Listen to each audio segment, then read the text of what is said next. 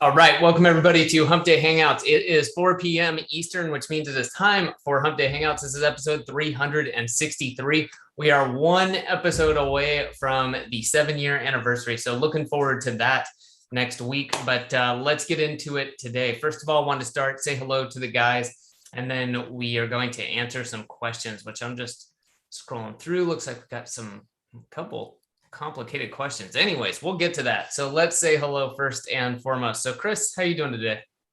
Good, super happy to be here. Been working hard on a couple of things, and yeah, like I don't know if you noticed, but there were also a couple of changes already on the website of Semantic Mastery. So I hope everybody could make it to Hump Day Hangout today and people alive. Other than that, well, autumn is coming, and I'm looking forward to the cake next week. Very nice. Yeah, I might have to get some Hump Day Hangout cake. We'll see how that's working. Bradley, you done doing the tech stuff, or you need a minute? No, I'm good, man. Sorry, I had my camera off. No worries. How you doing?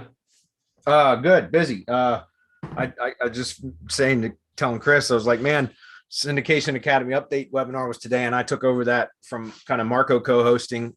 So with Essie, and she does a fantastic job. She did a great job today as well, but it was at 2 p.m. Eastern, and at 1:59, I get the message from her like, I don't have a link for a webinar, and I'm going, oh shit. So I was able to pull it off very quickly, but it's interesting. I just caught me off guard, but every 2 weeks now going forward on Wednesdays at 2 p.m. from 2 until 3 p.m. or whatever time it takes for her to get done, there will be an update webinar in Syndication Academy. So if you guys are not part of Syndication Academy, you should check it out. Essie does a fantastic job walking through setting up additional properties. Like she did 2 properties today, one of which I thought was very, very powerful as a semantic hub essentially. So I'm impressed with how well she does with that stuff. So just want to let you guys know.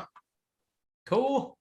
Well, let's see. I'm trying to think what, I went to Mexico City this weekend, which was super cool, and attended a cool talk. I talked to Bradley and Chris about this. I'll probably share some more on the mastermind next call I do, but saw a really cool presentation with a guy who's just killing it with some local marketing with a local maid services. And he's going through and he's purchasing them, putting operators in, and then doing a really good job with the marketing end of it. So saw some really cool presentations this weekend.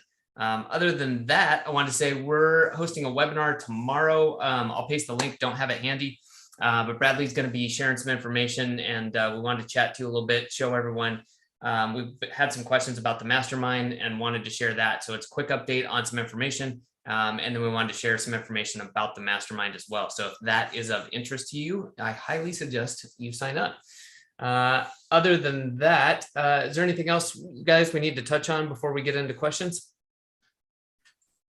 No, just next week is the 7-year anniversary, which is insane. Woo! So we'll be doing some giveaways and stuff like that, which we always do. We got a special guest on next week, Brock Meisner. And I said, every time I say his name, I have to say his last name a couple times because I haven't heard it said before. So forgive me if I'm butchering it, Brock, but we will get the actual proper pronunciation of it next week. I'm looking forward to having him on. It will be my first time actually meeting him as well. But he's got a lot of really good information on GMB stuff on his Patreon channel. So I'm looking forward to that. And as Adam said, we've got a kind of brief webinar tomorrow where we're going to reveal some of the stuff that's been going on in the mastermind recently. I'm going to give you guys a pretty cool kind of hack that I use for creating GMB posts very, very quickly with like little to no effort. So we're going to talk about that tomorrow. Good deal. Well, yeah, I will grab the link for that. Let me get that while we get into it. I think that is it for today. Just wanted to say too, I mentioned it when I do the little, if you have ever seen me on Facebook, I try to do it every week, and a quick, hey, we're starting Hump Day Hangout soon. But we get it. Not everybody can attend these live all the time. And if you can't, just know that you can put your question on the page. You can just go to semanticmastery.com/HD questions, put your question down. We just ask that if you're not going to be here, try to be as descriptive as you can. Maybe don't post 10 questions, keep it to 1 or 2, and then go to YouTube, subscribe to Semantic Mastery, because then that way you get notified when we upload these. And so when we answer questions, we not only upload Hump to Hangouts, but we chop them up so people can find exactly what they're looking for. So we get it. We don't expect everyone to be here live, although we love it. And the benefit to you is also that, if we need clarification or your question doesn't quite make sense to us, if you're here live, we can be sure to dig deeper and get you, exactly what you need. But we get it too. If you can't join us live, just ask your question, subscribe to the YouTube channel. Yeah. And also make sure, guys, a lot of the times if you have a question, you're certainly welcome to post it here, but you can always go to youtube.com/semantic mastery and then use the channel search feature and actually type your question in, because we have thousands and thousands of videos. For 7 years we've been doing this. So we've got, almost every question you could ask is probably already been answered, and it's on our channel. Don't get me wrong. Like I said, I like the engagement here. So you're more than welcome to post it here. But if you can't wait for an answer, go to the youtube.com/semantic mastery and use the channel search feature to search for your question. It's likely that you will find an answer there, so that you don't have to wait. But either way, you can post them here too. So cool. Okay. Well, if we're good to go, I'm gonna grab the screen. All right, let's do it. All right. So I believe there's a follow-up from last week. Apparently Vance posted this after I had finished answering his other questions. And Vance, I don't know if you're going to see this or not, but you were asking about how to tie the court cameras on the tennis courts to YouTube live stream. Again, guys, I'm not going to rehash his previous questions. I'm just wanted to answer this for him. You have to use some sort of a third party like encoding tool or whatever to do it. OBS Studio, I think it's called. That's one that, we've used in the past. There's Wirecast. At least used to be Wirecast. I don't know if Wirecast is still available or if they got bought out by somebody else or whatever. But as far as connecting, I'm sorry, go ahead. Did you say something, Chris? Anybody? No? Okay. Yeah, you're going to have to find some sort of still around Wirecast. They still have Wirecast. Is that what you're saying? There must be a delay. Yeah, Chris must be pretty delayed. Okay. So yeah, you're going to have to use some sort of an encoding software to make it work. And again, that's kind of beyond the scope of like the SEO stuff. That's more the technical side on setup for video stuff. So just look into that, Vance, and I'm sure you can find some solutions. Okay. All right. So Wayne's up first. He says, looking to reorganize software and SOPs. So standard operating procedures from an agency, and looking for a CRM to get away from spreadsheets, looking at HubSpot and HighLevel. I'm not sure which is best. And would like to ask your recommendation. Adam, get the link ready for HighLevel. HighLevel is, I love it, guys. I've been using HighLevel for over a year now, almost a year and a half. And, it's amazing. There is so much functionality. Like it's actually, there's quite a learning curve. I don't know about HubSpot at all. I can't speak for them, but pretty much any good CRM is going to have a pretty significant or substantial learning curve. But what I like about HighLevel is it's much more than just a CRM. It certainly is a CRM, but it has a lot of additional functionality. It's a marketing automation tool is what it is. So it has CRM functionality or capability, but also so much more, right? You can use it for, so many different things. It has a website builder, a funnel builder, a form builder, a survey builder. It has, all sort of automations with email, text, SMS text, voice drops.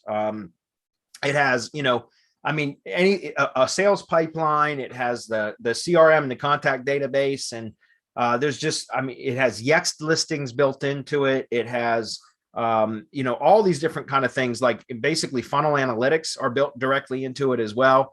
And what's really cool about HighLevel, guys, is, I know a lot of digital marketers have used ClickFunnels or are still using ClickFunnels. And, we are pretty much married to ClickFunnels. Adam's a ClickFunnels certified advisor or specialist or whatever you want to call it.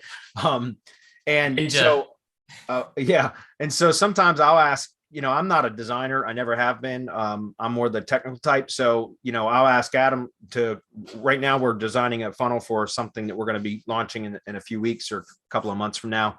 And I told Adam, I was like, look, just design it in ClickFunnels because he's familiar with that, and give me the share URL, because then I can just import a ClickFunnels funnel into HighLevel and it will convert it into a HighLevel funnel just like that, just right off of the share funnel. URL. And the builder is pretty much the exact same as ClickFunnels. I mean, it's slightly different. The interface is slightly different, but it's pretty much got the same functionality and everything. So in my opinion, high level is the way to go. I'm even using it. I'm selling it. It's turning it into a revenue generator for me. Besides just running it as a CRM for my own agency, I also create sub accounts for each one of my, not all of my clients, because not all my clients use it, but for each one of my lead buyers. So if I bring a new tree service contractor on that's going to buy leads from me, then I basically force them into a high level sub account, because that's the best way to track leads. And it also helps them to close more of those leads into sales, because it sets up automate. You know, I've got the app that I developed in high level for my tree service contractors, it's a 5-stage pipeline that will send out, you know, automatic appointment reminders and notifications to the customer for like estimate request appointments. And also if they accept the proposal, it sends out proposal reminders to, you know, reply back whether they accept the proposal or they reject it or decline it. And then once the job gets scheduled, if they accept the proposal, it goes into that stage, which automatically sends out, scheduled job appointment reminders and all that kind of stuff. And then lastly, stage 5 of the pipeline is job completed. And when the contractor marks the job as completed, it automatically sends out a feedback request, a review request to the customer via text message and email, asking them to leave a review on either Facebook or Google Maps. So, you know, again, it's a great service that I found, you know, works really good for my own agency for prospecting, just keeping track of everything. I've got a lot of automations built in for my virtual assistants, so that notifications and everything like automatically go out to them whenever, a stage has been changed in the pipeline or anything else. As well as, like I said, I developed kind of a tree service lead management application in high level that I now get all of my clients and lead buyers to subscribe to. So it ends up becoming a revenue generator as well as just a really good tool, right? So I highly recommend high level. I can't speak for HubSpot. I've tried a few of the other like CRMs, pipelines and stuff in the past, and nothing had as much functionality as high level. So I'm a big believer in it. I would encourage you guys to check it out. Okay. Also, if we use something like HubSpot for landing pages on a subdomain, do we need to worry about blocking the pages from being indexed? I don't know what you mean by that question specifically. Again, I don't know anything about HubSpot, and I don't know why you would worry about blocking the pages from being indexed. I'm not sure what that is for, Wayne. If you can clarify your question, I'm happy to answer it. Again, with high level, you can create websites as well as funnels. You can add domains, you can add subdomains. You can decide whether you want them to index or set to index or no index. There's just there's a ton of stuff you can do with it. So it's really cool. Okay. Ruggs, what's up, Ruggs? You always have a bunch of questions. And as we just mentioned in the beginning, and I'm going to repeat this again, if you can break your questions up, Ruggs, it's, you know, it looks like we'll probably have time to get to these, but it's just, you know, it's more courteous of others if you can kind of break your questions up and allow other people to get some in.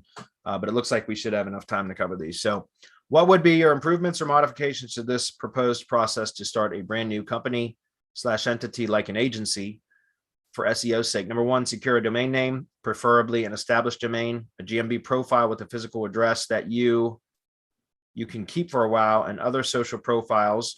2, hire someone on Fiverr to create all the standard citations. Do keyword research and create content silo plan, build or buy an SEO Shield. I'm not sure what the question is here. What would be your improvements or modifications to this proposed process? Secure a domain name, preferably an established domain. I don't like that. If you're going to be building like private blog network sites or lead gen assets or something like that, it might make sense to buy a previous, a dropped domain or an expired domain or whatever. You got to, obviously you want to check your backlink profile, make sure, and not just the backlink profile, guys, also check the Wayback Machine. So archive.org. If you're going to be looking at expired domains or previously registered domains, essentially, you want to check both it's a current backlink profile as well as look at archive.org. so the Wayback Machine, and take a look and see if it has ever been, really, really spammy and things like that, because that can affect its performance. Now, again, if you're building a lead gen asset or something for like a private blog network, a PBN site, then, it might make sense to buy a previously registered domain that has some sort of a history that is not spammy and has maybe some, backlink profile existing already. But I don't like to do that if I'm setting up a branded asset, right? Because what I'm looking to do is create a brand. And so I like to register new domains for that. And something that is, a brandable, not something super generic. I am building a really generic site right now just because I'm testing something, but usually I just go with something that is branded. So like, a brand name that then if I want to add additional locations, right? So if I wanted to expand that out, I can do that by, I've got now a brand and I can add to that brand, as opposed to just buying, if you were to always, I guess essentially you could buy a previously registered domain and build a brand around that too. But I typically like to start off new, unless I'm doing it specifically for like, a standalone lead generation asset or for a PBN site, which I don't do much of that. I started to build a PBN earlier this year and I bought about 8 or 10 domains. And I guess I got screwed because I bought domains that had some metrics and then I added them to a hosting account and had another company build the WordPress sites for me. And within, a month, the metrics that were were tied to the domain or associated with the domain when I purchased them dropped and they like went to 0. And so I think that was some of those, I know there are domainers out there that know how to manipulate domain metrics when they're up for sale. And then once they get sold, they remove whatever they did to manipulate the metrics and you get stuck with a domain that you should have just registered brand new to begin with. And that's kind of what happened to me. So I said, I'm not going to bother. I'm not going to bother with PBNs anymore. There's no need to. All the stuff we've been teaching over the years works. I did want to have kind of a single niche PBN, but I decided I'm not going to bother with it because it's just too much hassle. So Rugs, like I said, I would start with a branded domain, not something previously dropped or registered. That's my opinion. Okay. Establish a physical address. Well, it depends on the business. Is it a service area business? Is it going to be used for lead gen? If it's going to be used for lead gen or a service area business, you don't need to establish a physical address. You might want to register a GMB, but you wouldn't want to publish your physical address if it's a service area business or if it's not a valid business location, right? Think about it, because again, if you're thinking about selling it or leasing it out or whatever it is that you're going to do with it, if as I always recommend, guys, like I don't do lead gen assets unless they're service area businesses, because you can't, what do you do when somebody clicks to like driving directions, for example, and it takes them to a location that does not actually have a business, right? So again, people come into the mastermind and say like, yeah, I was thinking about getting in the lead gen for dentists. Oh yeah, how are you going to do that? Are you going to have a dentist office listed in GMB that when somebody clicks driving directions, they go to some house or some non-existent address? And what are they going to do? They're going to complain to Google about it, right? And eventually you'll get it suspended. I've seen it happen. So I always recommend service area businesses with no published addresses if you're going to be doing lead gen stuff. All right. So let's see. Hire someone on Fiverr to create all the standard citations. I don't ever use Fiverr for citations, Rugs, ever. There's much better options out there. Loganix, semanticmastery.com/LOGANIX. They have a outstanding citation service where you can get a whole bunch of them built all at once. There's 2 different levels that you can do that, or you can get the monthly citation service, which is really good because I think it's 20. Every month they build 20 structured citations, which are business directory listings, and 10 unstructured citations. So like social citations, photo citations, video citations, PDF or document citations, like those kind of things. And that's a great service. If you're going to be building, like, again, for clients, I like to use that service because I know every single month I'm going to have really high quality citations built. And then all I do is just send them to an indexer when I get the report every month. But you can also find citations providers like, Marketer Center is one of them, Web 2.0 or Web 20 Ranker. I know they have I've not tested theirs though. Marketer Center, I've tested their citations are pretty good. And they have a really, really good service there called local social mesh. If you have an actual business location and you're going to be building citations, Again, I don't recommend building citations if it's a spammed GMB listing that you're going to use for lead gen. Don't build citations. You can do everything else with press releases and social citations that aren't structured citations or like business directories that require an address. Does that make sense? So it depends on what type of thing you're going to build. But if you do have a valid address, a real GMB location, then yes, build citations. And Marketer Center has this service called Local Social Mesh. It's fantastic. It's like $90 and you get like 60 business directory listings and 60 social citations. So you get 120 citations for like $90. And they interlink where possible. So those are really, really good. In fact, that's even listed in my GMB process checklist, which that's something else we should always mention at the beginning, Adam. gmbprocess.com, .com. If you haven't got it yet, go to gmbprocess.com and just opt in. It's free. And you'll on the thank you page, you can get access to my GMB process checklist. And in there, I specifically list Marketer Center Local Social Mesh as one of the services that I use if it is a published or a valid business or GMB location. If it's not valid, then I omit that from the process and just go with social citations, which don't require a physical location, and press releases. A ton of press releases will also act as citations too, okay? Okay, so don't use Fiverr for that stuff, guys. There are much better services out there. I mean, maybe there are some good providers on Fiverr, but over the years, I've tested that a lot. And you know, I've found that it's just better to go with the service that's, you know, that they're just set up for that, okay? Build or buy an SEO Shield, syndication network, blah, blah, blah. Yes, that's always in the process. Develop the content over time and add to all the sites through the syndication network and tools like OneUp App. Yeah. And again, I mean, I think it's most important if you're looking at my GMB process checklist, I specifically talk about tier one entity assets. You know, there's a whole section on tier one link building in the process checklist that I talk about that. And yeah, just, you know, you don't have to do everything in that. I've mentioned that several times. In fact, you know what? Let me pause the screen for 1 minute. I'm just going to pull this up. We'll go through this briefly. Just a minute, guys. All right. All right, I'll zoom in on this a little bit. So tier one link building, guys, again, this is free. Just go get it at gmbprocess.com. I specifically talk about, you know, right here, these are the different assets I like to build as tier one links. And I saw there was a question coming up about link diversity and such. And this was actually good because this will kind of like segue right into that question. But these are all like tier one entity assets that I recommend that, you know, a lot of these are going to be built if you're going to do syndication networks or SEO shields anyways, because you're going to have an ID page, a G site landing page, press advantage organization page. You have the RYSG sheet as SEO Power Shield has syndication network included. So all of these properties here, 301 redirects, you can set up on your own. I like to use my own branded link shortener that I just have a .link domain that I've purchased for my Tree Care HQ agency now that I use, that I shorten a ton of links for, and I built a lot of power into that. But MGYB, formerly MGYB, now it's the Heavy Hitter Club store. They have a link shortener, the MGYB link shortener that is also powerful. But whatever, I like to use 301 redirects to my CID map in my GMB website, not necessarily to the location landing page. That's a self-hosted page. But I try to treat all three of these as money sites, guys. I've been over this before in some of the other training.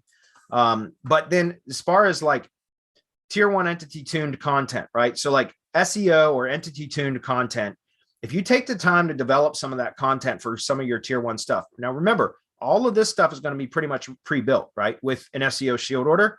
But with syndication network properties, typically we just publish content to the money site, right? And then the RSS feed is going to auto syndicate and republish those blog posts to the syndication network properties. So that's all still valid. And there's, you know, something to be said for extracting the post URLs, the syndicated post URLs from the syndication network properties. So Tumblr, Blog, or WordPress, and go actually extract those post URLs. For example, if you're publishing supporting articles within a particular silo, then you can go extract all of those. Like, let's say you got the top of silo page, and then you have like, say 4 supporting articles, right? So you got a total of 5.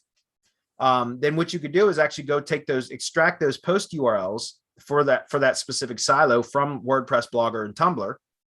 And then now you have another set of link building targets, right? That you can you can set up, a link building campaign or purchase a link building campaign with a very specific set of keywords as anchor text that are going to build to those post URLs, which are going to have internal links from those syndication network post URLs up to the top of the top of silo page on your money site, right? So you understand you're creating, tiered links by building links to your syndication network properties, which are syndicated articles or blog posts from your money site that have internal links pointing up to the pages on your site that you want to rank, right? Does that make sense? So all of that is pretty much kind of automated because it's either been built for you by our builders, or if you do it in-house, whatever.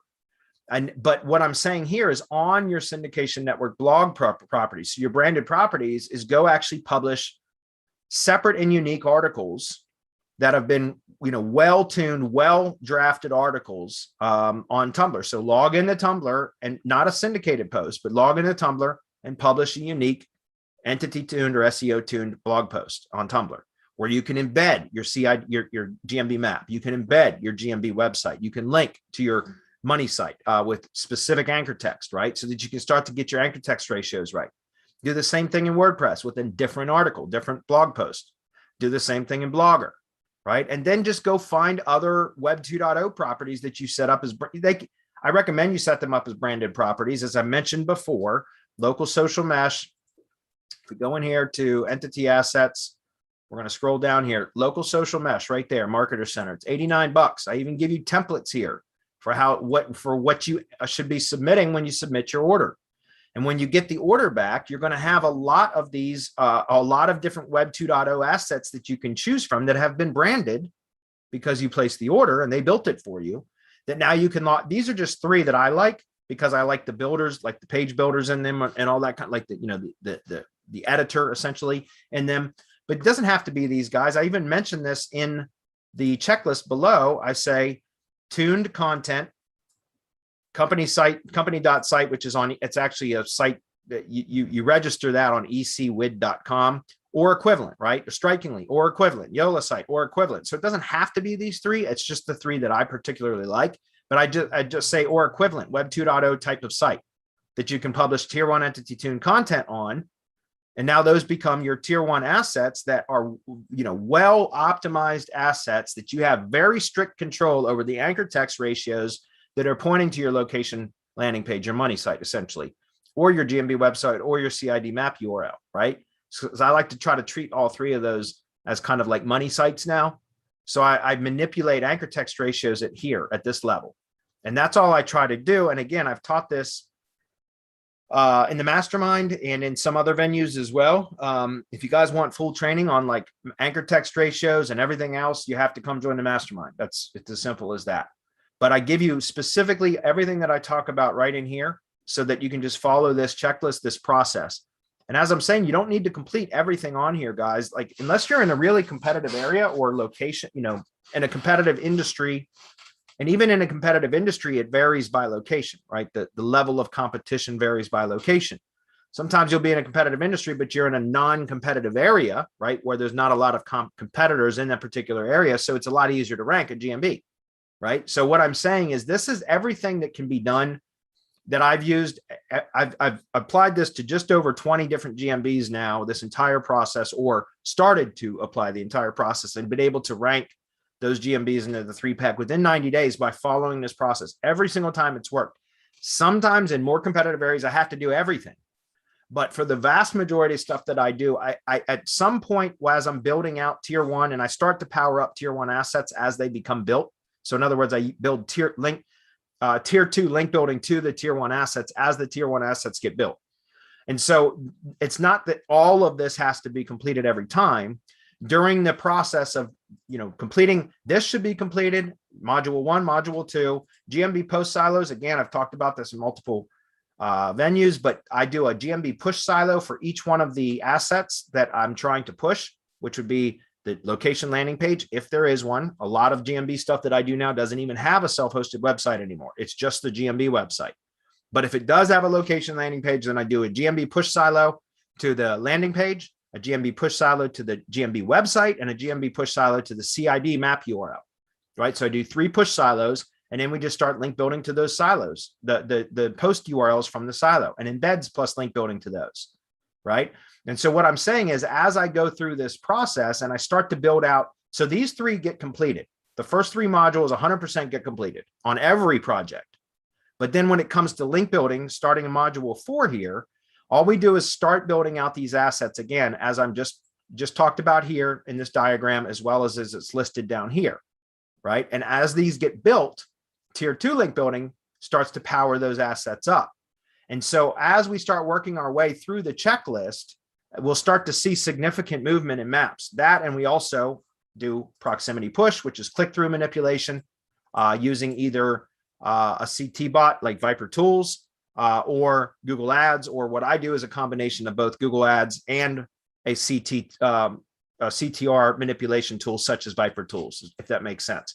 But if you're adding traffic and engagement signals into the process as you're going through the build, then a lot of the times you'll start building links, this kind of module 4, and you'll start seeing significant movement.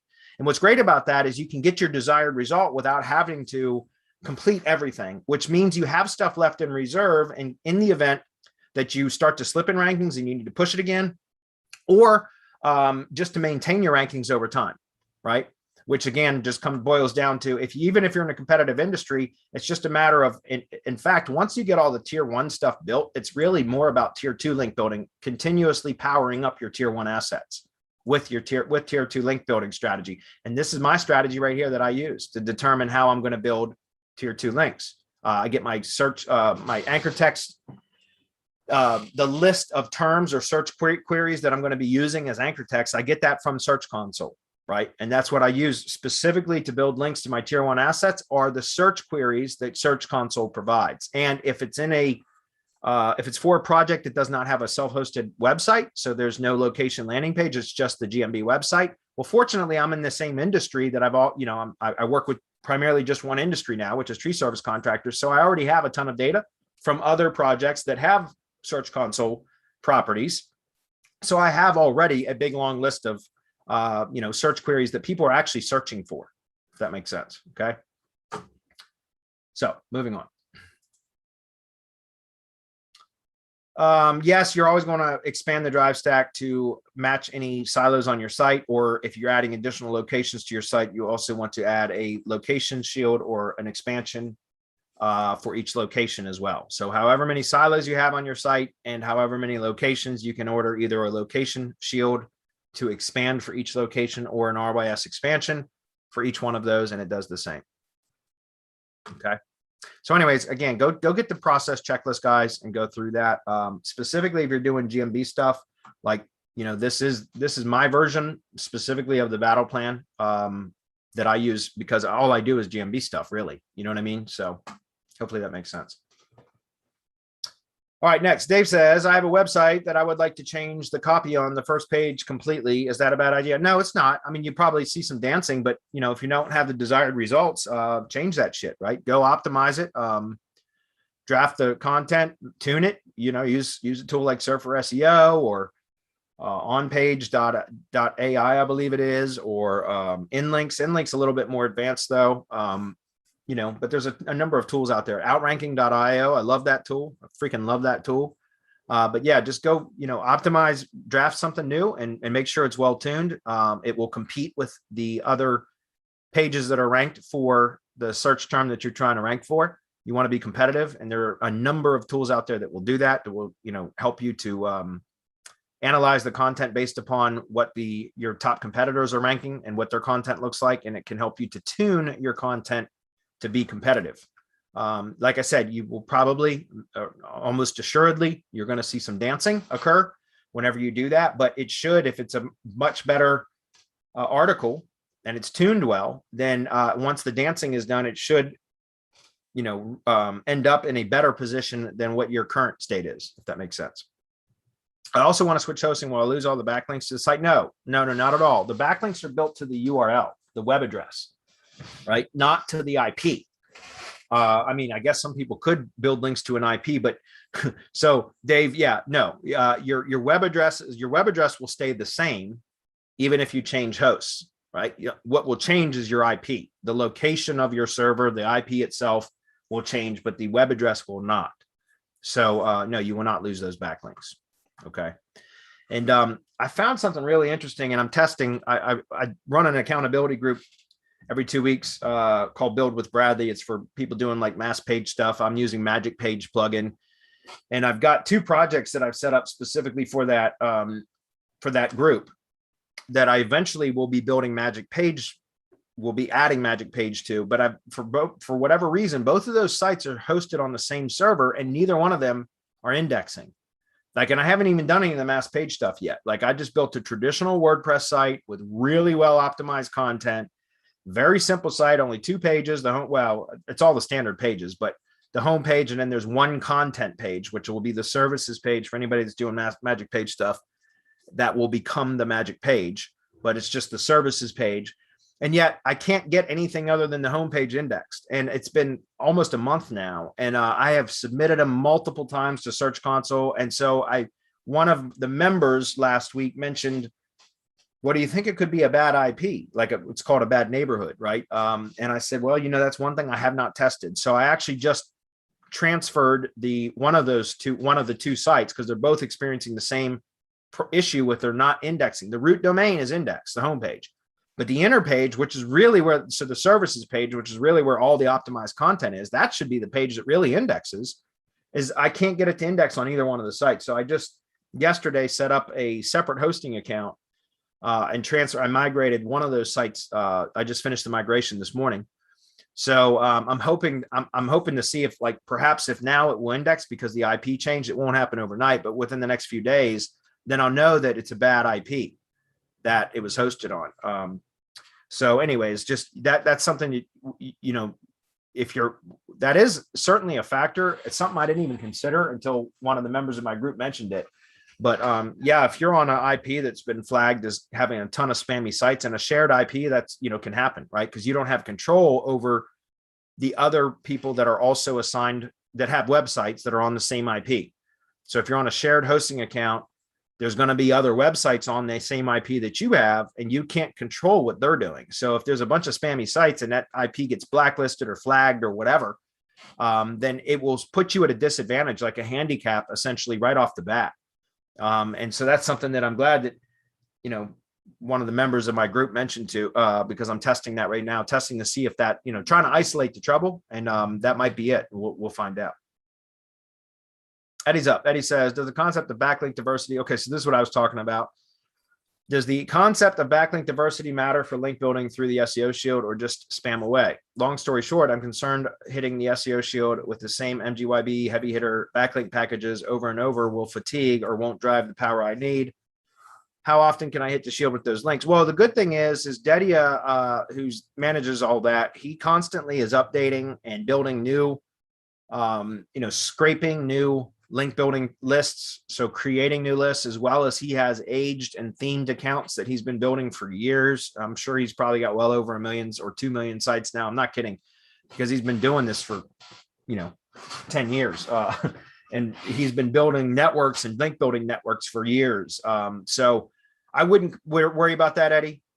Because again, Dedia knows what he's doing, and he's got there's diversity built into his packages anyways, just because of the nature of the types of links that they are. The sites that he posts to build links get switched around all the time, right? And they update all the time, because some get killed and deleted and new ones get found. And so there's constantly, new sites being added and sites dropping and things like that. So if you're going to be using spam links, then, Dedia is a great service provider in the heavy hitter club store, MGYB, whatever, because he's really good at it, and he's very experienced. He's a professional. He knows what he's doing. And so you can keep using his packages over and over again, and you're going to get natural diversity built in anyway, just because of the nature of those types of links. Okay. I've been using PBN links more recently. Very specifically because, number one, they produce a faster effect than link spam does, like bulk links do, because they get it. Usually PBN links get indexed a lot quicker, so they provide the benefit a lot faster. And also I can manipulate my anchor text ratios a lot more strategically, right? When I'm using lower quantity but higher quality links. Now, I'm not saying one way is better than the other. It's just kind of a preference thing. And I just recently started sending orders to Dedi again for spam links, but very specifically for certain assets. And again, I talk about that kind of stuff in the mastermind, guys. I can't really reveal all of that here, but I do like to use, diversity is, I don't think diversity is quite as important as it on the tier 2 level as it is on the tier 1 level. But the beautiful thing about that is, again, I talk about this in the mastermind. I've gone very, very far in depth into tier 1 link building, and every single one of these modules I've covered in depth in the mastermind, guys. But in tier 1 link building, I mentioned this, but you don't usually need a lot of links, guys. It's more about getting your anchor text ratios comparable to what the top ranked competitors. So anybody on page 1 that is ranking in the organic section that you're competing with. If you go do an analysis, and I even put at the very top of this here, local link building workbook, make a copy. So if you click that, you make a copy into your own account. Then what I recommend is you make it a copy into your account and then make a copy of the copy so that you always have a template that you can make copies from. Does that make sense? But I even show in here specifically, and I'm not going to go into depth into this, but to just go, and here's just an example that I put in here on this tab down here so that you guys can see what I'm talking about. But for Tree Service Baltimore, that's a major city. That's a major metropolitan area.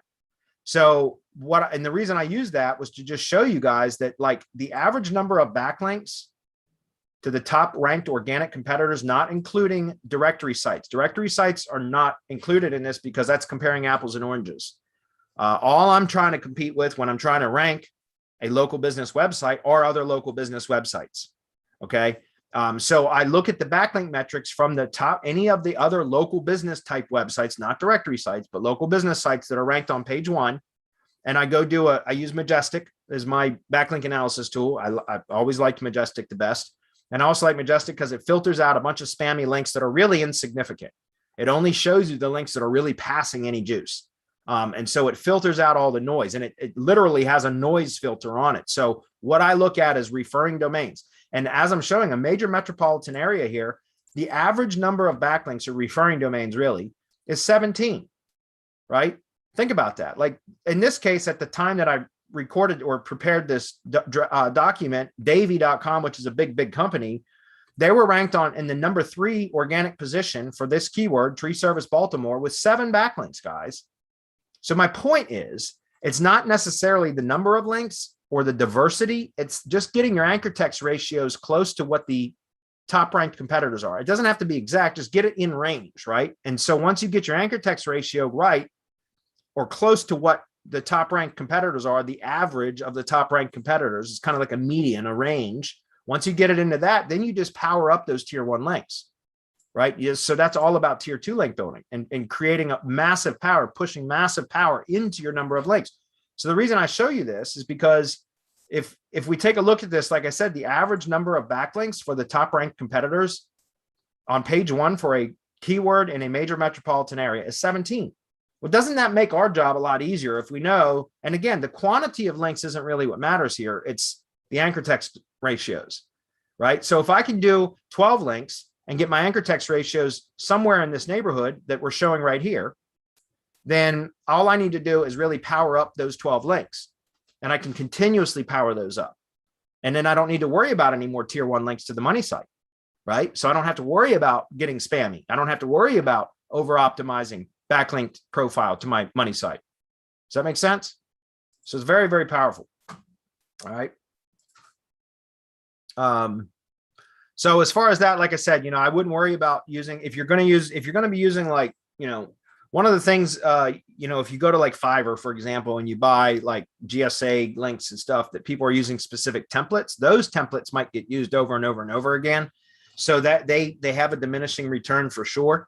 But, again, Dedi is a professional. If you're going to be buying them from MGYB or the Heavy Hitter store, you won't have to worry about that because he knows what he's doing. Okay. Which is why he's been with us for so long, or was with me for so long. Now he's with them, but he still does stuff for me. So how often should I, or do you? It depends. Again, it depends on where, what kind of results you get. With spam links, guys, if you're doing bulk links, you're going to need to continuously build links. Like you don't have to do it every month, But, you know, what I like to do is switch it up and maybe take like syndication network profile URLs and, and hit those with a link building gig 1 month. And in month 2, I might hit the drive stack files and folders and the G site with a link building gig. And in the next month, I might hit citations with links, and then go back on month 4 back to syndication network properties. Or maybe I'll do one big link building gig and combine all of those, as long as it's, you know, like under 100 target URLs. It's just with spam links, you have to constantly be adding new ones because it takes forever for them to index number 1. Not all of them will get crawled to begin with. And they also, a lot of those will get deleted over time because they're bulk links, and that's just what happens. So if you're going to be using bulk links, guys, you need to constantly be building.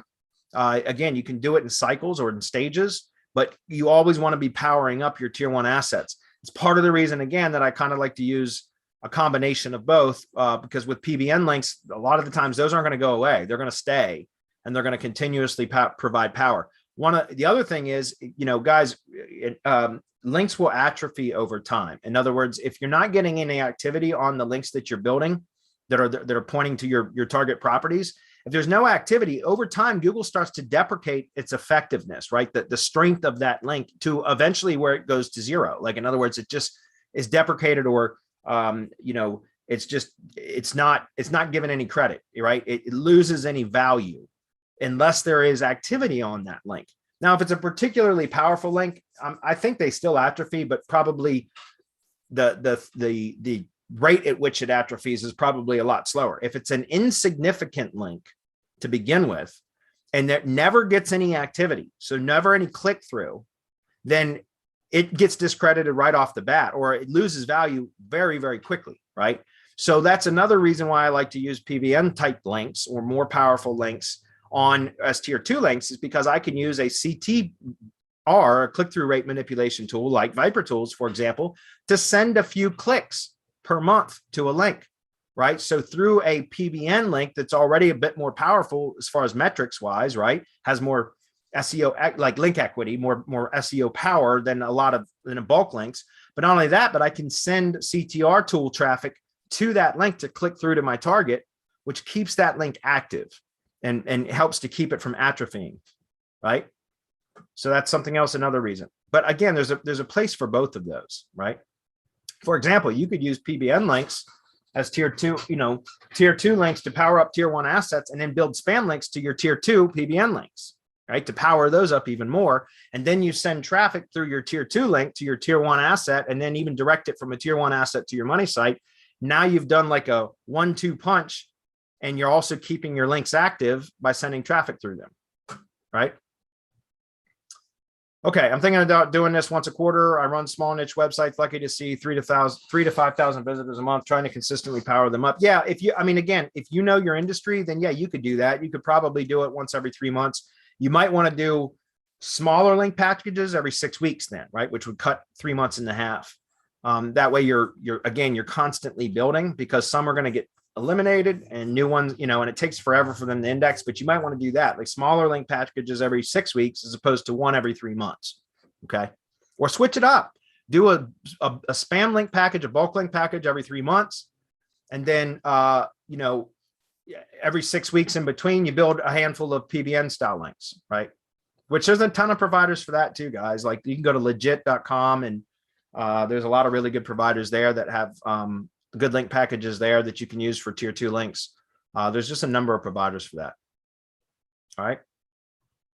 Risa says, looking forward to the GMB hack. Yeah, it's just tomorrow. It'll be kind of a real short lesson. It's part of a broader lesson that I'm going to be teaching, probably for the Black Friday thing that we're doing, which, we're going to go against the grain for Black Friday stuff this year. So announcements will come when we get closer to that. But what I'm going to be teaching tomorrow is something that I've kind of developed that works really, really well.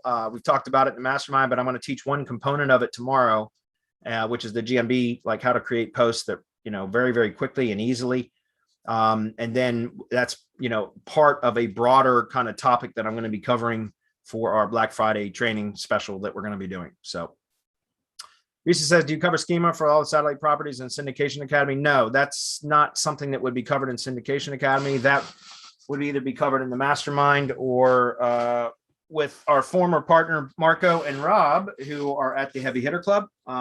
Rob is the best at schema of anybody I know. So if that's something you're interested in, I would check out either the Heavy Hitter Club or the Schema Tech course that Rob teaches, Risa. Or you can join the mastermind and we can talk about schema in there. But again, Rob is the savant when it comes to schema. So, okay. Vance says here, the circling back to that question, really appreciate your thank you for circling back to that question. Really appreciate your info. Thanks, Vance. You're welcome. Hopefully that makes sense too, by the way, about like encoding options and stuff like that. Wirecast was one. OBS Studio was another one. That was the one that we used for a while. There's a number of apps out there that will do that. Richie Moore, what's up, Richie? He says, hi, I was just wondering if you were able to get that services page index. Richie, that's what I was talking about. And it was you that mentioned it. Richie's the one that mentioned it. He's in my Build with Bradley group. And he was the one that mentioned it to me last week. He was like, hey, do you think it's a bad IP? And I was like, oh shit, I never even thought of that. So just this morning, Richie, yesterday, I have an SEO hosting account that I started to build PBN, single niche PBN on earlier this year. And like I said, I think I got screwed buying a bunch of domains that had false metrics.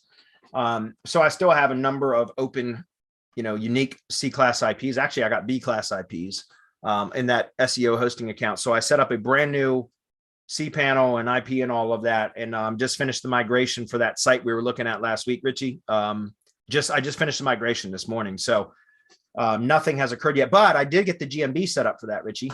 I told you guys I was waiting on a postcard to get a GMB set up for that to see if that'll help an index. And I got that verified, and it is a published GMB listing now too. So I'm hoping between those two things, switching the IP and also associating a GMB with that project now, that I can get that services page indexed. It is, as of this morning, it's still not indexed though.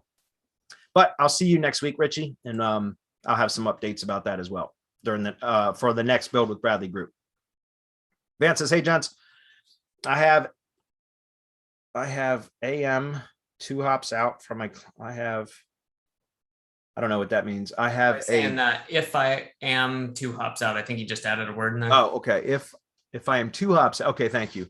If I am 2 hops out from a client's money site, tier 1s being Google properties, Twitter, Facebook, and tier 2 assets being a mix of embeds, PR, citations, and PDFs, how many links can I realistically hit the tier 2s dripped out over 30 days?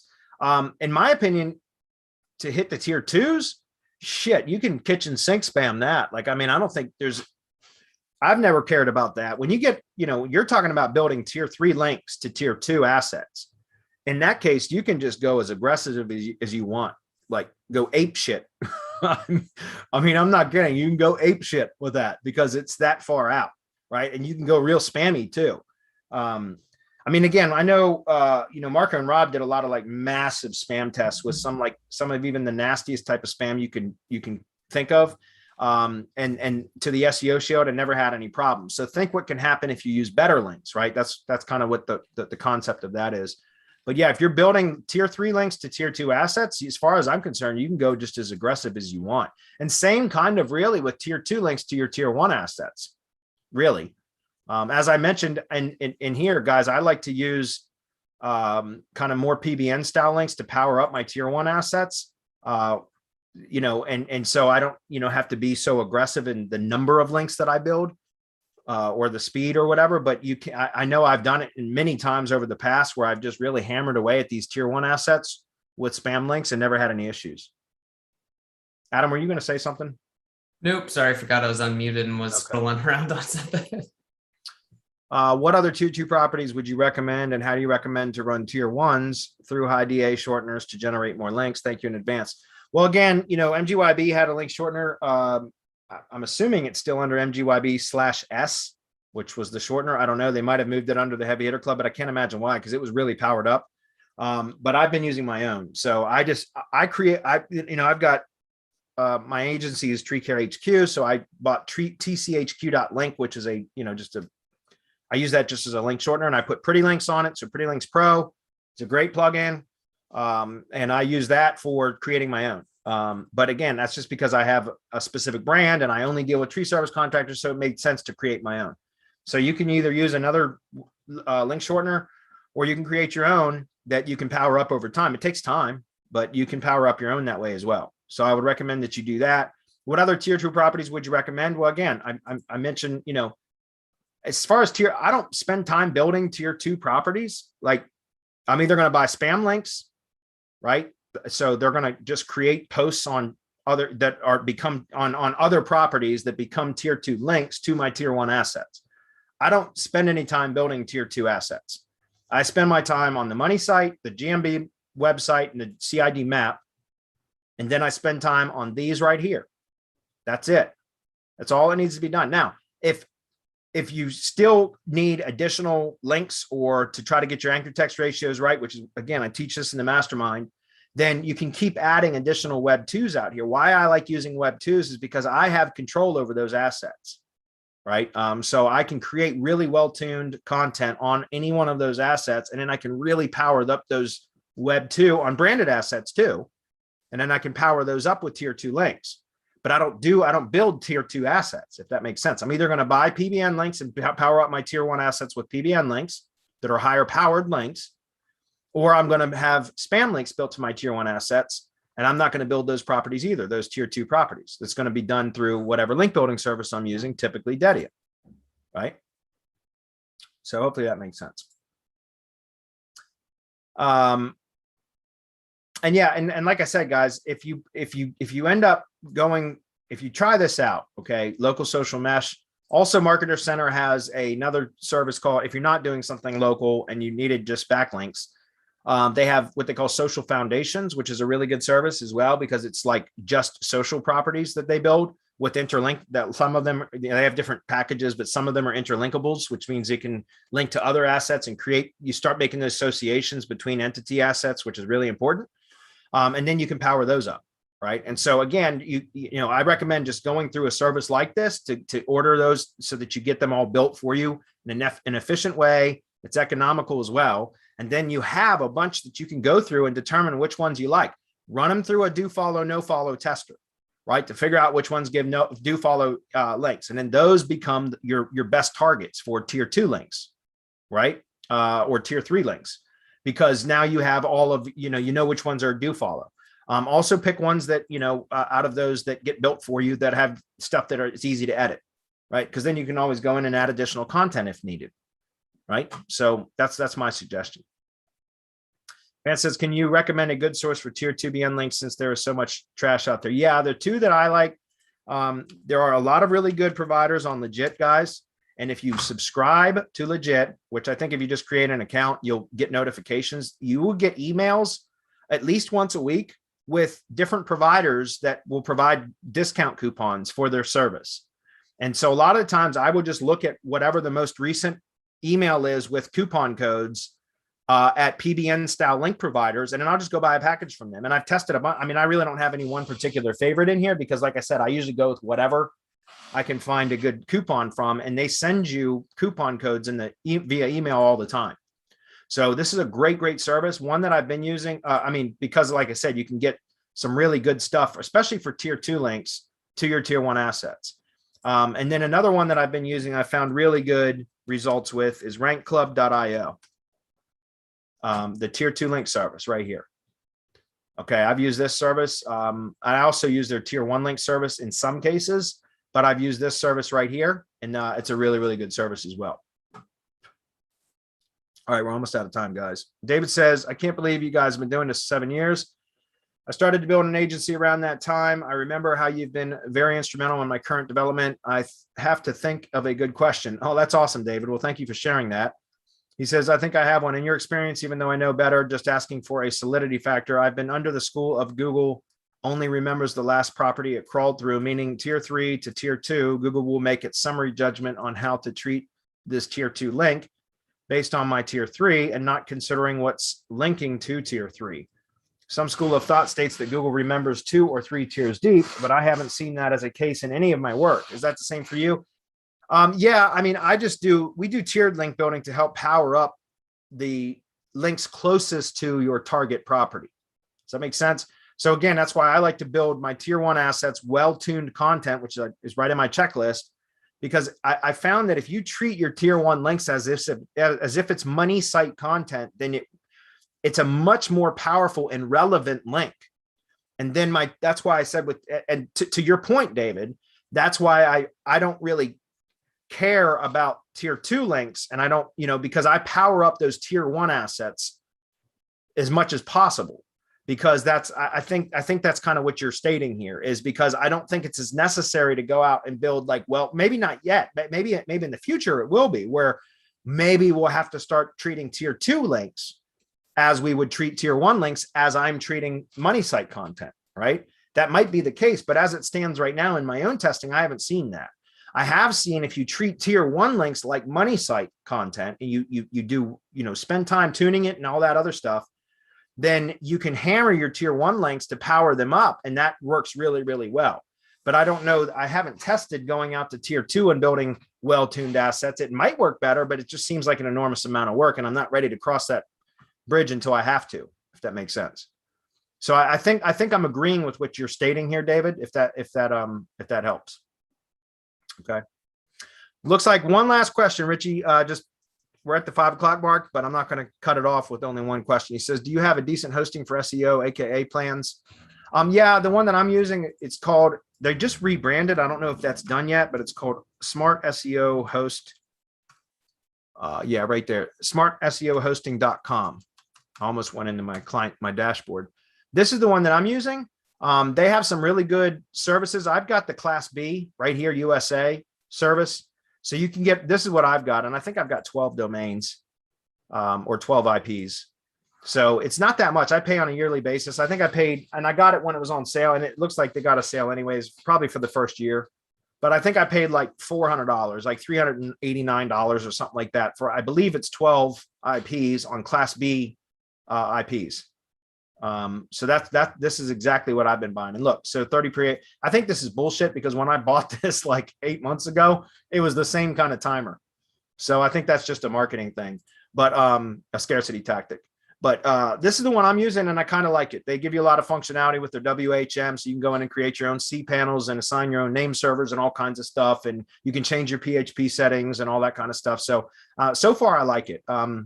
Their support's a little bit slow, but it's been pretty good. So I like this one. This is the one I'm using right now, but I have not been doing PBN stuff, guys, for years. So I really don't have any experience other than just this one. And so far I'm okay with them. I kind of like them. So, all right, everybody. Hope you all got a lot out of that. We will see some of you tomorrow, and otherwise we'll see the rest.